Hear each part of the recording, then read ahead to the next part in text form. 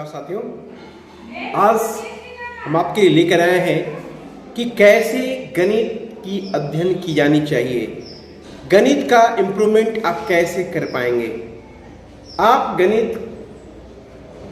की जो भी विधा है वो विधा को ग्रहण करने में जो आपकी परेशानियां हैं उस परेशानियों से कैसे निजात पाएंगे। साथियों, कुछ परेशानियों की वजह से कुछ विद्यार्थी मैथ को पढ़ना नहीं चाहते। उसकी पहली परेशानी है बुनियादी ज्ञानों का अभाव। गणित के किसी भी अध्याय को आप बनाना चाहते हैं तो सबसे पहले उस अध्याय से संबंधित बुनियादी ज्ञान का अध्ययन करें।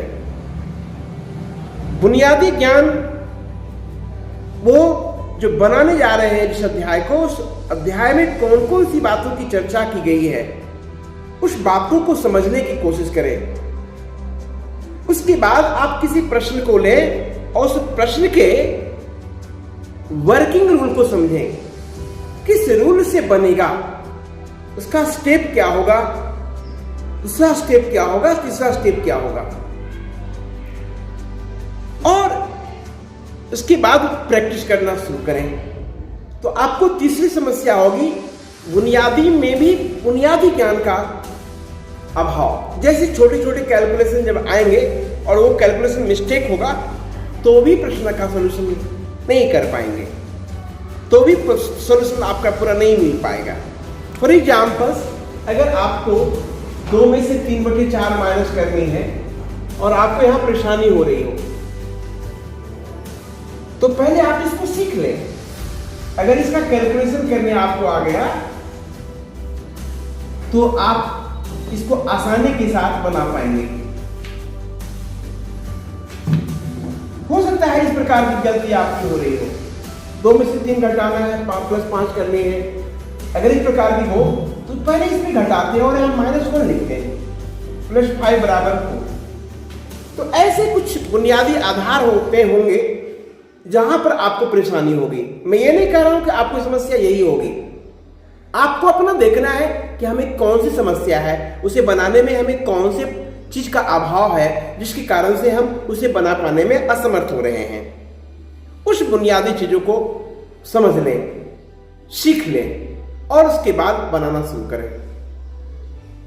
तो बात पूरी तरह से स्पष्ट ये हो गया कि जिस अध्याय को आप बनाने जा रहे हैं, तो साथियों सबसे पहले उस अध्याय के बुनियादी तथ्यों को समझें। उसके बाद उससे संबंधित प्रश्न जो है उसके वर्क रूल को समझें, वर्किंग रूल को समझें कि कैसे हम उसे बनाएंगे। बनाने के लिए पहला स्टेप क्या होगा, दूसरा स्टेप क्या होगा, तीसरा स्टेप क्या होगा।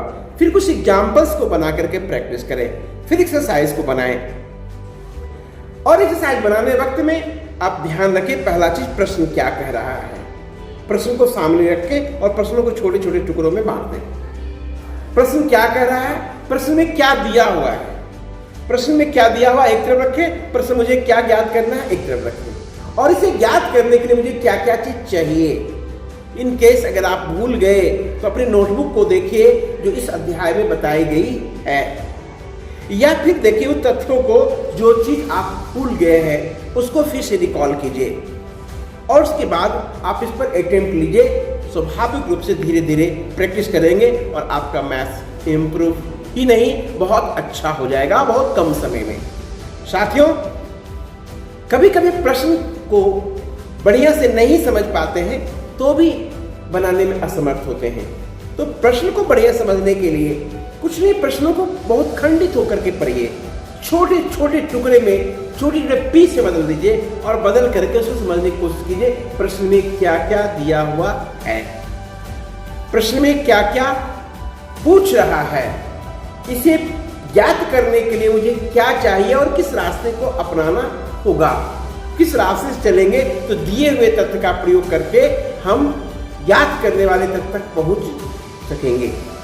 अगर आप इस तरह से अभ्यास करते हैं साथियों तो मुझे पूरा विश्वास है कि बहुत कम समय में आप अच्छा गणित बनाने लग जाएंगे। धन्यवाद।